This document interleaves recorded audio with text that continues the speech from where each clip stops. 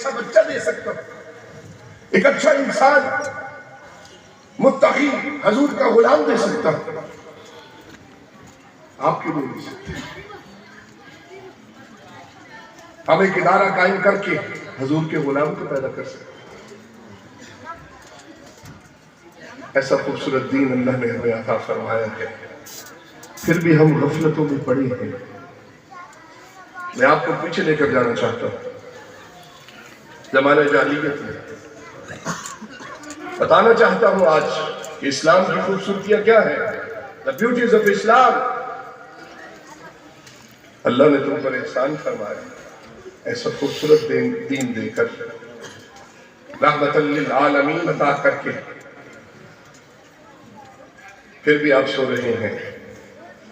وہ منظر پیش کرنا چاہتا ہوں کہ جب بیٹیوں کو زندہ درگور کیا جاتا تھا کہ بیٹی پیدا ہوئی، باپ غم زدہ ہے، کہتا میری ناک کٹ گئی ہے، بچی کو اٹھاتا ہے، بچی رو رہی ہے، وہ کھڈا مارتا ہے اور ویسے ہی اس کو دفن کر دیتا ہے۔ ذرا دیکھیے تو صحیح بیٹیوں کی کیفیت کیا تھی، اور اللہ نے ہمیں ایک ایسا دین عطا فرمایا، سید الانبیاء، جن کی بارگاہ میں حاضری کے طریقے بھی اللہ سمجھاتا، جن پر درود بھی اللہ بھیجتا۔ میرے نبی کی نسبت ملی ان بیٹیوں کو تو اپنی شہزادی سیدہ کائنات فاطمہ رضی اللہ تعالی عنہا کی عزت و تقریم میرے نبی نے سکھائی کہ بیٹی جب والد سے ملنے آتی میرے نبی کھڑے ہو کر استقبال کرتے، دنیا کو بتا دیا، کائنات کو بتا دیا کہ نبی بیٹیوں کا استقبال ایسے کیا۔ یہاں تو بیٹی آ جائے تو باپ کہتا ہے کیوں آ گئی، گھر چھوٹی کی دی۔ سید الانبیاء کی کیفیت، فرمایا بیٹی نیچے نہیں بیٹھنا، اپنی چادر بچھا دیتے اپنی بیٹی کے لیے۔ میرے محبوب نے ڈیمانسٹریشن کر کے دکھایا آپ کو۔ بتائیے پھر ان بیٹیوں کی قسمت کا ستارہ چمکا کہ نہیں چمکا؟ پھر بھی یہ بیٹیاں شکر ادا نہ کریں، حضور کی آمد اور ولادت پر نفل نہ پڑھیں، خوشی نہ کریں، پھر بھی یہ بیٹیاں میرے نبی کی آمد کو بدعت سمجھیں تو ظلم اور کیا ہوگا۔ اور میرے آقا کریم صلی اللہ علیہ وسلم کا معمول تھا کہ جب سفر پر تشریف لے جاتے سب سے آخر میں اپنی بیٹی کے گھر جاتے، اور جب سفر سے واپس تشریف لاتے تو سب سے پہلے اپنی بیٹی کے گھر جاتے اور تحفہ لے کر لیتے۔ یہ عزت نہیں؟ عورت کو ایسی عزت کون سے دین میں دی ہے؟ کیا یہ ہیومن رائٹس نہیں ہے؟ پھر بھی آپ کا جسم آپ کی مرضی، بتائیے کون سا مذہب ہے جو تمہیں ایسے پروٹیکشن دیتا ہے؟ کہ نبی رحمت صلی اللہ علیہ وسلم نے ارشاد فرمایا کہ جس کی 3 بیٹیاں ہیں اور جس والد نے اپنی بیٹی کی تربیت کی، پڑھایا لکھایا، اچھی جگہ شادی کی، ان کا حق ادا کیا، سن لے کہ قیامت والے دن میرے اتنے قریب ہوگا جیسے یہ 2 انگلیاں ہیں۔ بتائیے اور عورت کے حقوق کیا ہوتے ہیں؟ اپنی ملت پر قیاس اقوام مغرب سے نہ کر، خاص ہے ترکیب میں قوم رسول ہاشمی۔ پھر بھی تمہاری نظر میں یورپ عزت والا ہے، وہ عزت والا نہیں، تم نیچے گر گئے ہو۔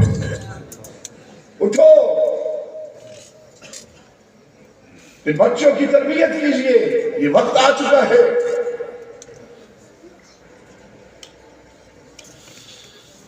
پھر بھی کہتے ہیں جی ہیومن رائٹس نہیں ہے اسلام میں۔ ہم نے کہا مجھے کوئی مذہب تو دکھائے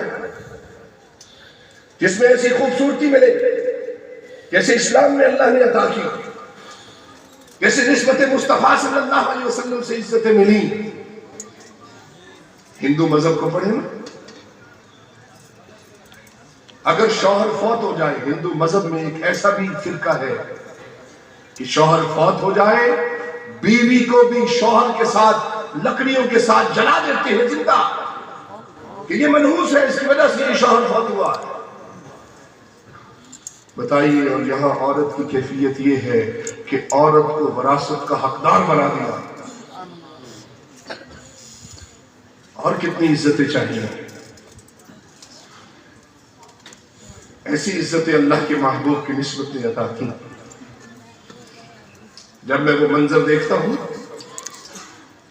जब उन जवानों को ज़माना जाहिलियत में, उन अरब के बच्चों को जब पैसों की जरूरत होती तो मां को भी उठा के मंडी में बेच दिया करते थे। और कुर्बान जाऊं नबी की निस्बत,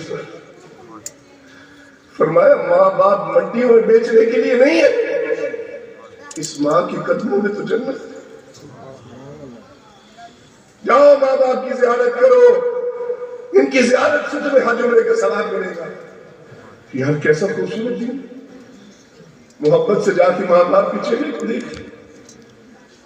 हज और उम्रा, अल्लाह अकबर। और बताइए आपको कौन से राइट्स चाहिए? क्या हाल कर रहा है इस्राइल फलस्तीन में? लेकिन इस्लाम के अंदर इस सारी हकूक की अजमतें हैं कि जिहाद भी हो तो ह्यूमन राइट्स को फॉलो किया जाता है, ऑब्जर्व किया जाता है।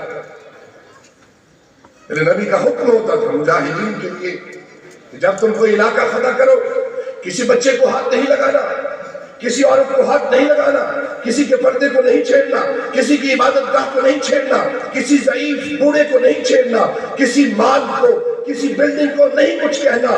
जो तुमसे लड़ रहा हो, तलवार हाथ में हो तो लड़ो, अगर तलवार को नीचे रखते तो लड़ना छोड़ दो, उसको छोड़ दो। इससे बड़ी और ह्यूमन राइट्स क्या हो सकती है?